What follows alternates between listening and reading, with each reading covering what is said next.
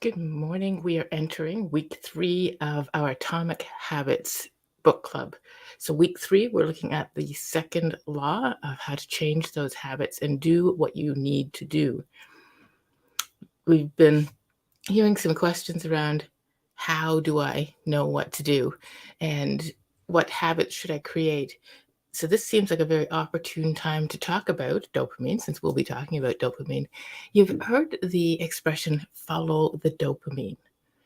And that expression makes a lot of sense for certain things, right? For some guidance decisions around themes. The challenge comes in when you've got this beautiful, amazing thing that you know is going to fulfill you, but in order to achieve it, you need to do those teeny tiny little actions that build up to success. They are not as thrilling. In fact, some of them are scary. They make you anxious. And so you avoid them and put them off, right? Reaching out, even if it's a warm call, it's still an opportunity to experience no, which some of you may take as rejection of you until you clear that out of your unconscious mind. Right? If you can remember back to when you were a kid waiting to be picked for baseball back in elementary school or dodgeball, hoping that you wouldn't be the last one picked, that comes with you when you move into entrepreneurship and start doing sales. That comes with you even when you're in volunteering and offering your ideas. That fear that you're not going to get picked, your idea is not going to get picked, people are going to say no. And it can still feel like rejection if you have not healed that using hypnosis. Really, like it takes about 10 or 15 minutes to heal that. So I suggest let's heal that. It can take a couple of years of talk therapy. 2 or 3 years of talk therapy is typically what I hear people coming to me with, saying, okay, it didn't work, or it worked a little bit, and I just want to actually feel, act, do as though I were powerfully confident. I want unshakable self-esteem. None of that sounds like dopamine, does it? Because we have overwhelm, we have procrastination, we have sales anxiety, sales avoidance, fear of rejection, we have imposter syndrome. There's no dopamine in any of that. So it's a couple of step process. Have a vision of where you're going. Heal the past. Let it go. I've got a freebie actually on my website at mindfulentrepreneur.ca. Go grab the freebie and heal the past. And then tie the tiny action to the dopamine. So if you grab the hypnosis from last week, you'll notice there's a point at which you step into that future self and feel the feelings of being that person who's already doing the doing, and you can anchor that. When you are dopamine stacking, you do this, so you get to do that. You can actually fire off that anchor just before you do the habit that is not filled with dopamine to feel the feelings of success already as though it had already happened, and tie it to the dopamine of getting to do the thing that is your reward. There's a reason that we build in rewards. Our brains love them. So whether you think it's childish, juvenile, silly, that's how your brain wants to act. And it can be argued that your brain is kind of childish and juvenile.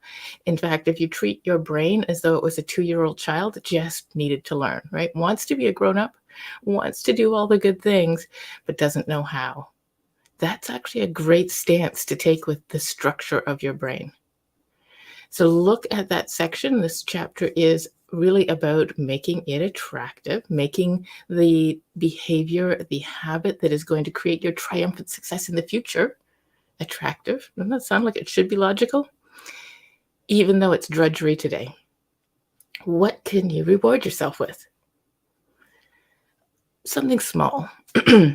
Right? You don't want to say, if I make this phone call, I get 2 hours, excuse me. You don't want to say, if I make this phone call, I get 2 hours of Netflix.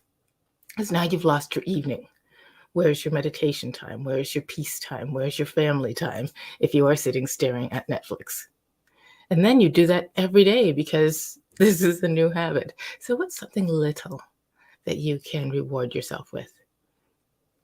Maybe it's just a walk outside, right? Go outside for 10 minutes after you've done that work. Build some breaks into it.